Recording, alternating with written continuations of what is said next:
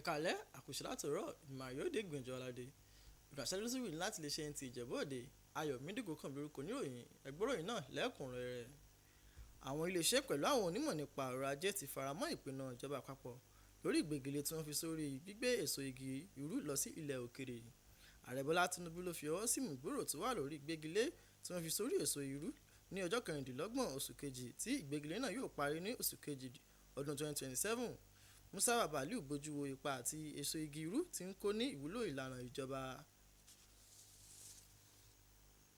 Ilé ẹjọ́ gíga ìjọba àpapọ̀ tó fìdí kalẹ̀ sí ìlú Àbújá ti fún alákòóso fún ìdájọ́ tẹ́lẹ̀ Malami amòfin àgbà àti ọmọ rẹ̀ Abdulaziz ní ìdásílẹ̀ pẹ̀lú àwọn onídùúró méjì tí wọ́n ní dúkìá tó tó 200 mílíọ̀nù ní agbègbè Maitama tàbí Asukoro ní ìlú Àbújá.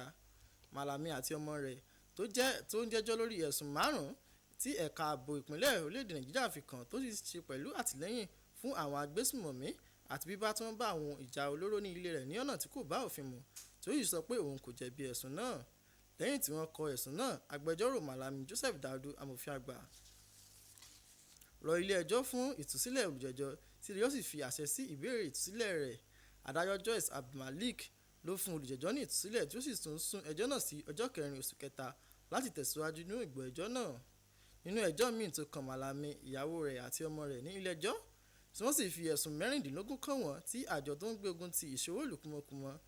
Adájọ́ Joyce Abdulmalik pàṣẹ pé kí wọ́n fi àwọn olùjẹ́jọ́ sí ọgbà ìtúnwá ẹ̀dá ṣe títí ilé ẹjọ́ yóò fi ṣe ìpinnu lórí ẹjọ́ náà. Ẹ̀sùn náà ló ń ṣe pẹ̀lú ìṣòwò ìlúkúmọkùmọ àti níní àwọn dúkìá tó tó bílíọ̀nù 8 náírà ní ọ̀nà tí kò bá òfin mu.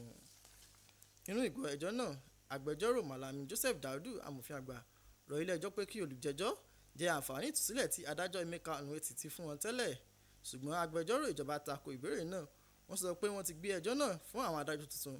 Ẹjọ́ náà ni wọ́n ti jẹ́ kí gbogbo àǹfààní tí ilé ẹjọ́ fi di asán. Lẹ́yìn tí adájọ́ Abdulmalik gbọ́ àríyànjiyàn àwọn méjèèjì, ó sún ẹjọ́ náà sí ọjọ́ 6 oṣù kẹta láti tẹ̀síwájú nínú ìgbọ́ ẹjọ́ náà. Ilé ẹjọ́ sì pàṣẹ pé kí wọ́n gbé àwọn olùjẹ́jọ́ lọ sí ọgbà àtúnwá ẹ̀dá ṣe. Àwọn mùsùlùmí òdodo ni wọ́n ti gbà níyànjú láti ní ìfaradà nínú ìṣẹ́sìn wọn sí Ọlọ́run àti ṣe ìtọrẹ àánú lásìkò oṣù mímọ́ Ramadan gẹ́gẹ́ bí ọ̀nà láti lè rí àlùjánnà. Olùdánilẹ́kọ̀ọ́ pàtàkì ọ̀jọ̀gbọ́n Kamaldeen Balogun ló sọ èyí di mímọ̀ nígbà tó ń ṣe ìdánilẹ́kọ̀ọ́ àwẹ̀ Ramadan ti ẹgbẹ́ àwọn mùsùlùmí ní ilé ẹ̀kọ́ gíga àtijọ́ àpapọ̀ tí àsolúkọ Taisu Láàrin tó wà ní Ìjàgùn ṣe àgbékalẹ̀ ìdánilẹ́kọ̀ọ́ fún àwọn mùsùlùmí òdodo. Ó ṣe àtẹnumọ́ pé ó ṣe pàtàkì kí àwọn mùsùlùmí máa wá àánú Ọlọ́run ọba Allah nípasẹ̀ èrò mímọ́ àti dídá sí ẹ̀sìn Islam. Blessing Adéwòye jábọ̀ ròyìn ẹgbẹ́ròyìn náà síwájú sí i. Ìdánilẹ́kọ̀ọ́ àwẹ̀ Ramadan tó wáyé ní mọ́sálásí gbogbogbò ilé ẹ̀kọ́ fásitì gíga àpapọ̀ ti Taisu Láàrin kó àwọn ènìyàn pàtàkì nínú ẹ̀sìn Islam tí ó fi mọ́ adelé fún ọ̀gá àgbà ti ilé ẹ̀kọ́ gíga fásitì náà ọ̀jọ̀gbọ́n Adékúnlé Adéògùn àti àwọn ènìyàn jàǹkànjàǹkàn míì pọ̀.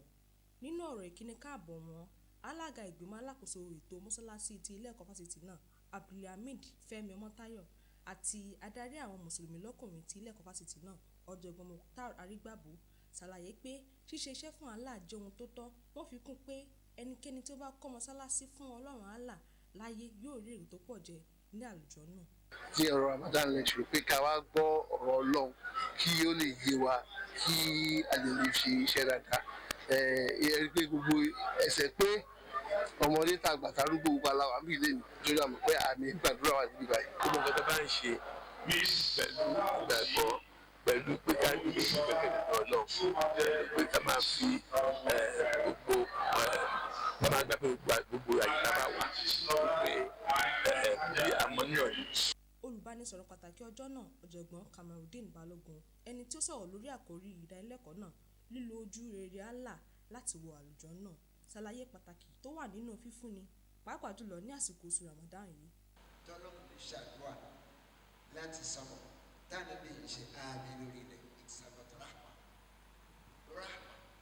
Nínú ọ̀rọ̀ wọn, alága ọjọ́ náà aṣíwájú àdínì ní ìpínlẹ̀ Ògùn ẹni tí ó tún jẹ́ bàbá àdínì ti ilẹ̀ Rẹ́mọ Alhaji Samsudeen Apẹ́lógún adelé fún ọ̀gá àgbà pátápátá ilé ẹ̀kọ́ gíga fásitì àpapọ̀ náà ọ̀jọ̀gbọ́n Adékúnlé Adéògùn àti àwọn olùkópa míì ṣàlàyé pé Ramadan kì í ṣe àsìkò gbígbààwẹ̀ nìkan bí kò ṣe àsìkò sísúnmọ́ Ọlọ́run Allah ní kíkún, ṣíṣe àánú àti láti tún ìgbàgbọ́ ẹni ṣe nínú Allah.